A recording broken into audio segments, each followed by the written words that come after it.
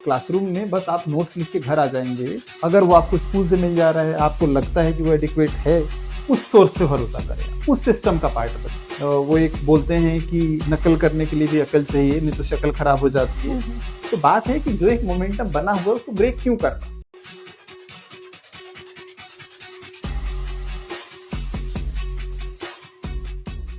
Hello and welcome to our another episode of education without noise. आज हम discuss करेंगे एक बहुत ही इंपॉर्टेंट टॉपिक विच इज़ कि क्लास 11th और 12th में आपको कौन सी मिस्टेक्स अवॉइड करनी चाहिए और कौन सी ऐसी हैबिट्स हैं जिनको आपको कैरी करना चाहिए। Sir welcome to education without noise.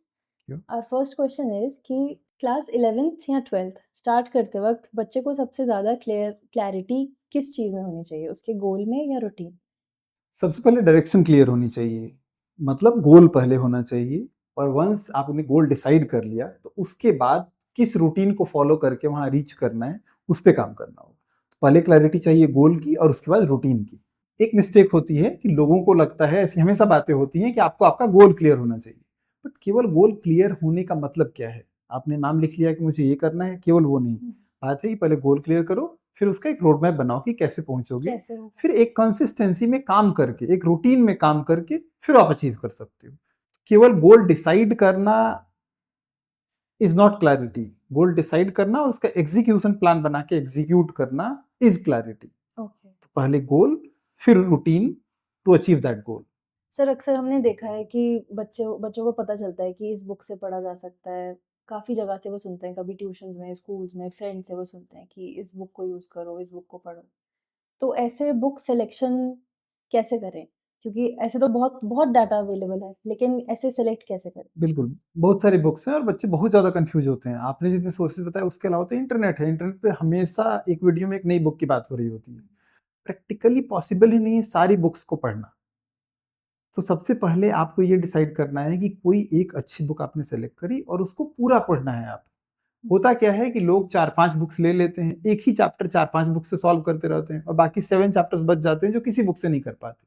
क्योंकि प्रैक्टिकली पॉसिबल ही नहीं है इतनी सारी बुक से सॉल्व करना। तो आपको एक कोर बुक एक डिसाइड करनी चाहिए अच्छी बुक, उसको कंप्लीट करना है। एक बुक आपने कंप्लीट करी, आपको एडिशनल प्रैक्टिस रिक्वायर्ड है तो दूसरी बुक पे जाएँ। बजाय इसके कि आप एक टाइम पे 4 अलग-अलग किताबें पढ़ रहे हैं। और ये अलग-अलग बच्चों के लिए अलग हो सकता है। जनरली एक कोर बुक अगर आप अच्छे से करते हैं और प्रीवियस ईयर क्वेश्चंस करते हैं तो उससे प्रिपरेशन ठीक-ठीक हो जाती है आपकी। मतलब ज़्यादा बुक्स की हमें आवश्यकता नहीं नहीं, होती। ज़्यादा बुक्स की ज़रूरत नहीं है। एक अच्छी किताब बस उसको कंटिन्यूटी में पूरा सॉल्व करा होना चाहिए, क्योंकि एक बुक डिज़ाइन्ड है पूरे एक करिकुलम के अकॉर्डिंग। तो आप अगर उसमें से कुछ पिक करोगे, किसी दूसरे से कुछ पिक करोगे, किसी तीसरे से कुछ पिक करोगे तो कंप्लीट प्रिपरेशन आपकी नहीं हो पाएगी। कोई एक पूरी बुक करोगे तो आपकी प्रिपरेशन कंप्लीट हो पाएगी। एक एस्पेक्ट में आपने कर लिया, आपको एडिशनल प्रैक्टिस के लिए दूसरी बुक्स पे जाना है, पहली कंप्लीट करो, उसके बाद दूसरी पे जा सकते हो। बच्चे जनरली अलग-अलग जगह से सुन के 4-5 बुक्स ले लेते हैं, बट पढ़ वो किसी को नहीं पाते पूरा। ऐसे में कुछ चैप्टर्स उन्हें अच्छे से आ रहे होते हैं, जो उन्होंने 4 बुक्स से करा, उन्हें अच्छा भी लग रहा होता है, बट बाकी हिस्सा वो कर ही नहीं पाते क्योंकि प्रैक्टिकली फिजिबल नहीं है करना। इट इज रिकमेंडेड कि किसी एक बुक को आप कंप्लीट सॉल्व करो, उसके बाद उसी को रिवाइज करो। There is multiple time doing one book will give you more clarity than 4 different books एक-एक बार अगर आप करते हो। क्योंकि एक बार में अगर कुछ मिस होता है आपसे, फिर नई बुक करते हो, वहाँ नई बात है, तीसरी में अलग बात है। तो किसी एक बुक को कंप्लीटली करते हो और उसको मल्टीपल टाइम्स करते हो तो पूरी कॉन्सेप्चुअल क्लैरिटी आ जाती है, क्योंकि वो एक कंप्लीट पैकेज है। That means limited resources and multiple revision. 11-12 के बाद बच्चों को जो भी कॉम्पिटिटिव एग्जाम्स लिखने होते हैं, मतलब जो भी उन्होंने गोल डिसाइड करा होता है, अगर साइंस डोमेन में उन्हें कुछ परस्यू करना होता है तो वो कॉम्पिटिटिव एग्जाम्स लिखते हैं। वो सीयूईटी का एग्जाम लिखते हैं, वो जेई का एग्जाम लिखते हैं, नीट का एग्जाम लिखते हैं। ये सारे एग्जाम्स अभी एनटीए कंडक्ट करता है और इसके पहले ये एग्जाम सीबीएसई कंडक्ट करता था। सीबीएसई रिकमेंड करता है एनसीईआरटी बुक्स को पढ़ना, इसलिए लार्जली इन एग्जाम्स का जो सिलेबस है वो एनसीईआरटी बुक्स पे अलाइन है। तो इसलिए जब आप क्लास 11th एंड 12th में हैं और साइंस डोमेन में करियर परस्यू करना चाहते हैं तो इट इज रिकमेंडेड कि एनसीईआरटी बुक्स आप जरूर पढ़ें, क्योंकि वो आउटलाइन है। कितनी बार लोगों को लगता है कि इससे क्वेश्चन नहीं आया, वो बुक में जो क्वेश्चन एक्सरसाइज में लिखे होंगे वो सेम क्वेश्चन नहीं आएंगे, बट जो भी एग्जाम में आएगा उस पर बेस्ड होगा, वो आउटलाइन है एक पढ़ने के लिए। और बोर्ड एग्जाम्स के लिए बुक तो पढ़नी है आपको। सबसे पहले एनसीईआरटी आप कंप्लीट करें, उसको अच्छे से करें। तो एक कोर बुक आपने कर ली एनसीईआरटी, इससे अलग जो भी एग्जाम्स आप देने वाले हैं उससे अलाइंड जो भी आपका स्टडी मटेरियल है या फिर कोई जो बुक है उसको कंप्लीट करें उसके साथ साथ। बट एक कोर बुक एनसीईआरटी तो करनी चाहिए आपको। लार्जली बच्चे एनसीईआरटी इग्नोर कर देते हैं, बहुत सारे टीचर्स भी ये बोलते हैं कि एनसीईआरटी में तो कुछ है ही नहीं। सी, जो भी एग्जाम कंडक्ट करने वाली बॉडी है वो सारा कुछ अलाइंड है एनसीईआरटी, ओके। ये समझना होगा। तो इसलिए एनसीईआरटी इग्नोर करने की मिस्टेक भी बहुत सारे बच्चे करते हैं, जिसका खामियाजा भी भुगतना पड़ता है उन्हें। तो सर जैसे अलग-अलग बोर्ड्स हैं, तो वो एनसीईआरटी फॉलो कर सकते हैं? अगर आप सीबीएसई की बात करो तो सीबीएसई तो रिकमेंड करता है एनसीईआरटी बुक्स को पढ़ना। अगर आप स्टेट बोर्ड्स की बात करो तो स्टेट बोर्ड्स में लार्जली सीबीएसई का सिलेबस ही फॉलो होता है, और इनफैक्ट सीबीएसई की बुक्स ही, जो एनसीईआरटी की बुक्स हैं, वही प्रिंटेड फॉर्म में मिलती हैं स्टेट्स को। स्टेट्स ने परमिशन लिया हुआ है एनसीईआरटी से, और वो भी वही बुक्स पब्लिश करके बच्चों को देते हैं। तो ऐसे में स्टेट बोर्ड्स और सीबीएसई का तो सेम हो ही क्या। अगर आप आईएससी की बात करो तो वो प्राइमरली रिकमेंड नहीं करते एनसीईआरटी बुक्स, बट जो सीबीएसई का सिलेबस है और आईएससी का सिलेबस है वो एग्जैक्टली सेम हो गया है अब लास्ट 5-6 ईयर्स। तो अब उनके लिए भी वो एनसीईआरटी बुक्स प्रेफर कर सकती हैं। हो सकता है बोर्ड एग्जाम्स का एक पैटर्न आईएससी का अलग है, तो उसके लिए दूसरी किताबें भी वो पढ़ सकते हैं, but NCERT books, since competitive exams अगर आपको लिखने हैं तो एनसीईआरटी बुक्स तो पढ़नी ही चाहिए आप किसी भी बोर्ड में, अगर कॉम्पिटिटिव एग्जाम्स की ओर जाना है आपको। सर क्या कोचिंग ज्वाइन करना सब ज़रूरी होता है, like very important? Okay, not necessarily, ये डिपेंड करता है कि आप जो भी पढ़ाई करने वाले हैं, आप बोर्ड की तैयारी करने वाले हैं, कॉम्पिटिटिव एग्जाम्स की तैयारी करने वाले हैं, दोनों एग्जाम्स की तैयारी करने वाले हैं, तो आप कोचिंग ज्वाइन करने ये जरूरी नहीं है, बट एक गाइडेंस तो होनी चाहिए आपकी लाइफ में। वो आपके पेरेंट्स का हो सकता है अगर वो उस फील्ड के हैं तो, क्योंकि कितनी बार पेरेंट्स आपके फील्ड के नहीं हो सकते हैं, तो फिर वो वैसे गाइड नहीं कर पाएंगे। तो अगर राइट मेंटरशिप आपको किसी भी फॉर्म में मिलती है वो रिक्वायर्ड है, वो नेसेसरली कोचिंग हो ऐसा जरूरी नहीं।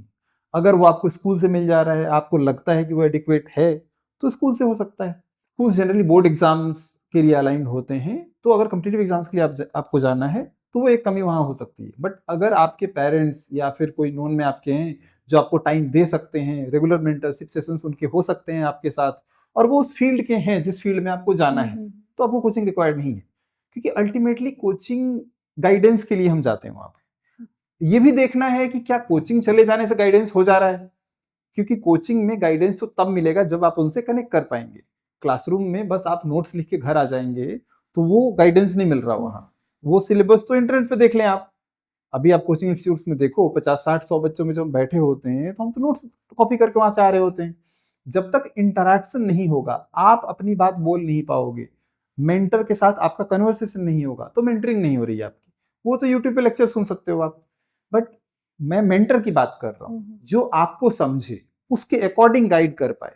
तो ये मेंटरशिप जिस भी फॉर्म में मिले उस फॉर्म से करा जा सकता है, गोल अचीव करा जा सकता है, प्रोवाइडेड वो एडिक्वेट सोर्स हो।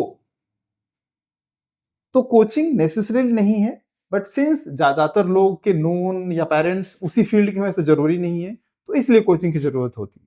दूसरा, कोचिंग से एक रेगुलरिटी आ जाती है।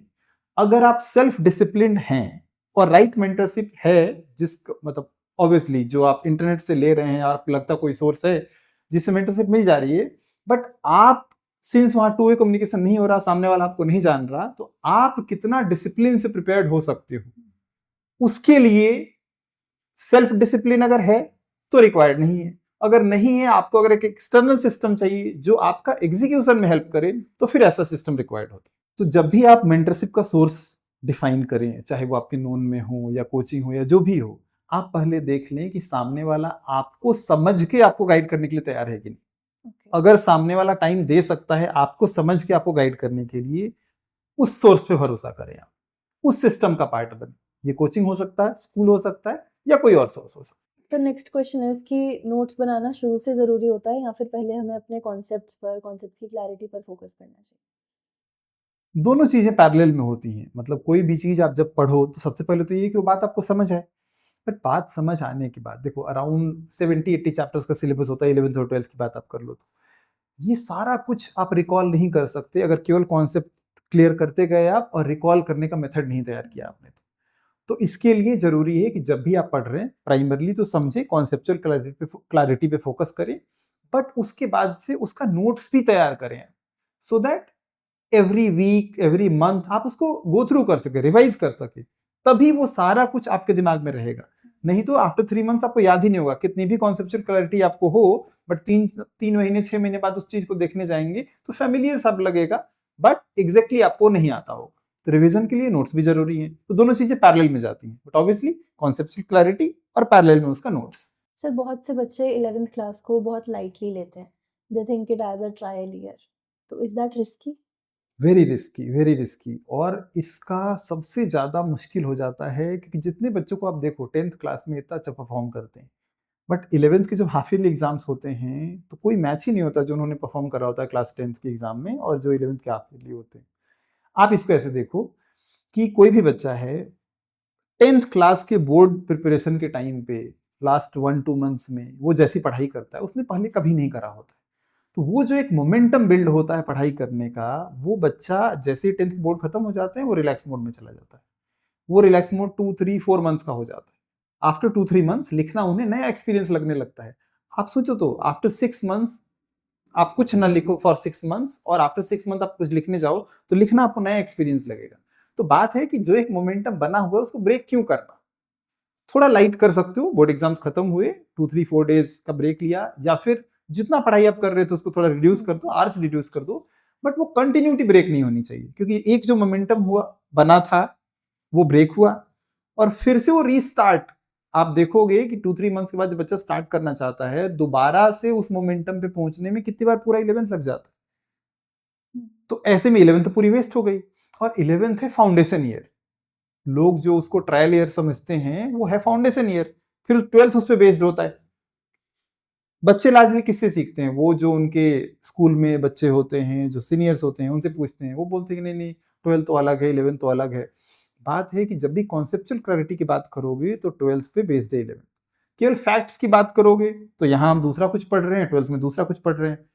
तो फैक्ट्स के बेसिस पे बात करोगे तो फैक्ट्स अलग है, 11th के फैक्ट्स अलग है, 12th के फैक्ट्स अलग है। बट जब आपको समझ के पढ़ना है तो 11th के कॉन्सेप्ट पे बेस्ड है 12th के कॉन्सेप्ट।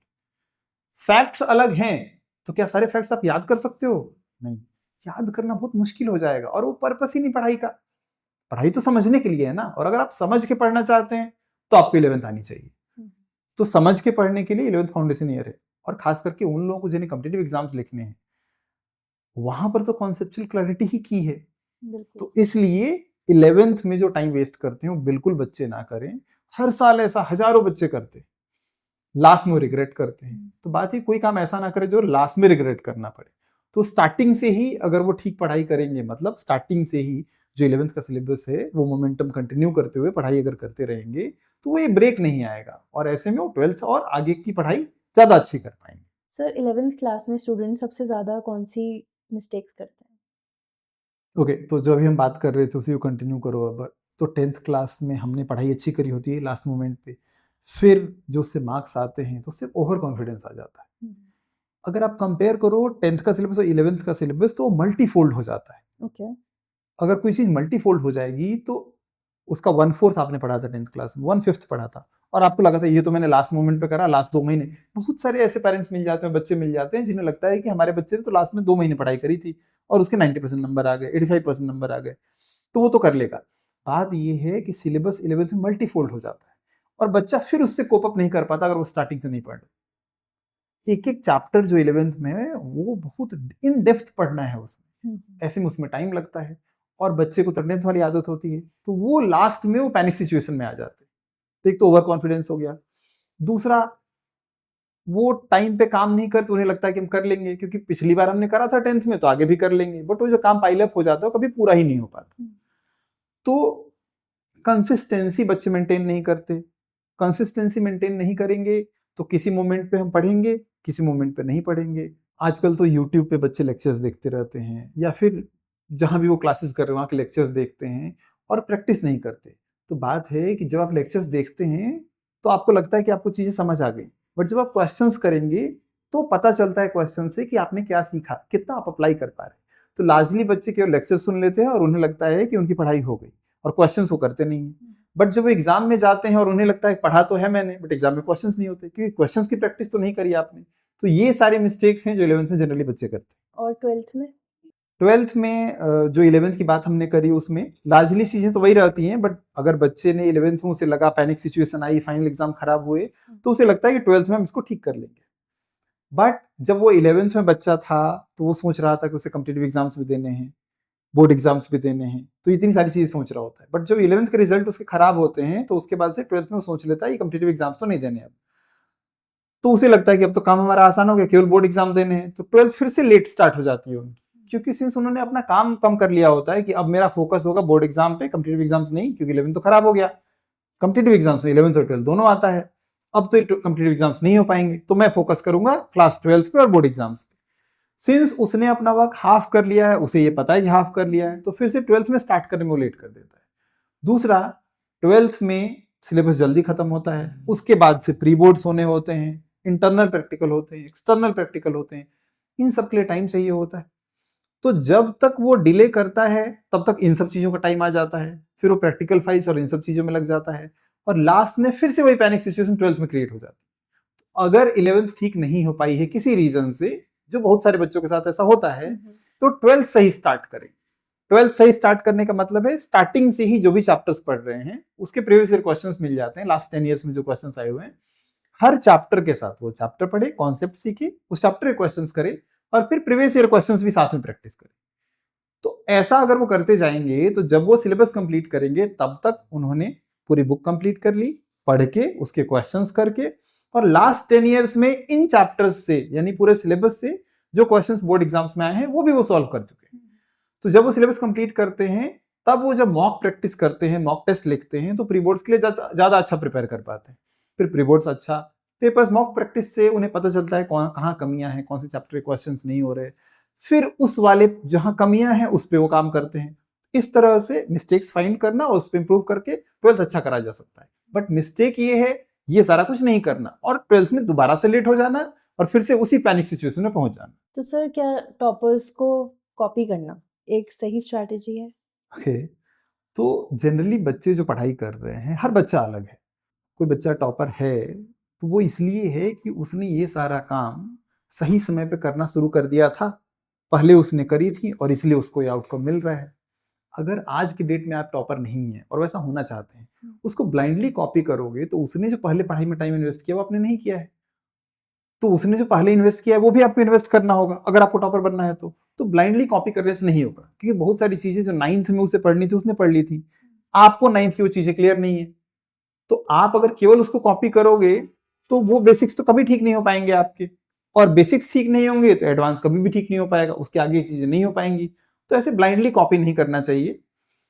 वो एक बोलते हैं कि नकल करने के लिए भी अकल चाहिए, नहीं तो शक्ल खराब हो जाती है। तो उसी तरह से बात है कि आप उसमें चीजें चुन सकते हो कि आपको क्या क्या चीजें करनी है, बट इसे ब्लाइंडली कॉपी करने से चीजें खराब ही होंगी, उससे कुछ नहीं होगा। सर अक्सर जो स्टूडेंट्स होते हैं क्लास 11th में वो इंटरनल एग्जाम्स को बहुत लाइटली लेते हैं, so is it a smart thing to do और is it not? No, strictly not.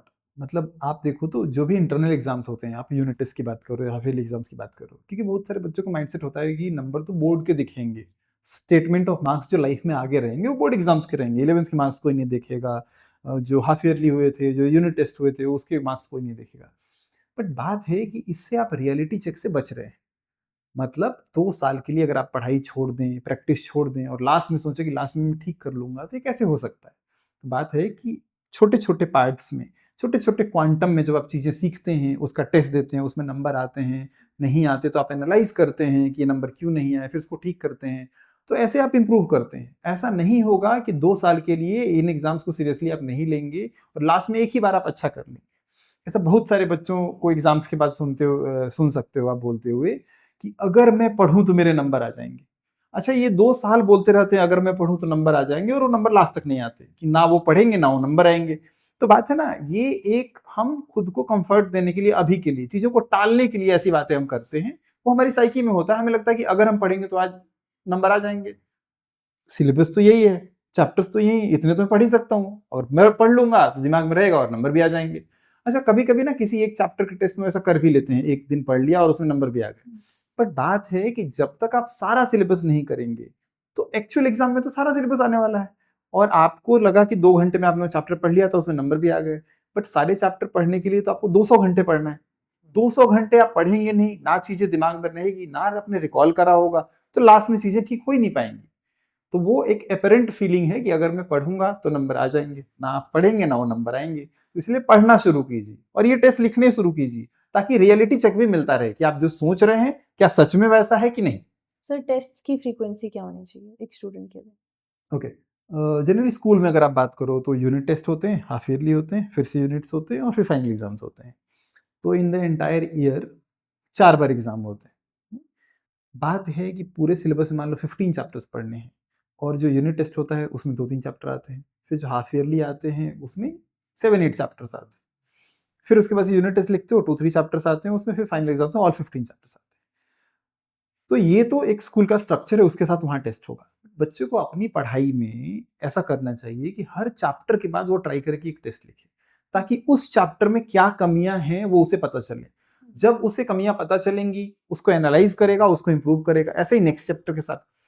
तो बात है कि पूरे सिलेबस को ऐसे माइक्रो पार्ट्स में आप डिवाइड कर लेते हो अगर आप हर चैप्टर के साथ टेस्ट देते हो, और उसके साथ उस चैप्टर की कमियां जब आप ठीक कर लेते हो तो उसमें आपको कॉन्फिडेंस भी आ जाता है, फिर नेक्स्ट चैप्टर करते हो। तो ऐसे करके मेरी राय में हर चैप्टर का बच्चे को एक टेस्ट लिखना चाहिए, ताकि उसकी कमियां उसे पता चले, उसको इंप्रूव करे, ताकि वो चैप्टर उसका अच्छे से कंप्लीट हो जाए। ऐसे ही सारे चैप्टर्स के लिए वो करे।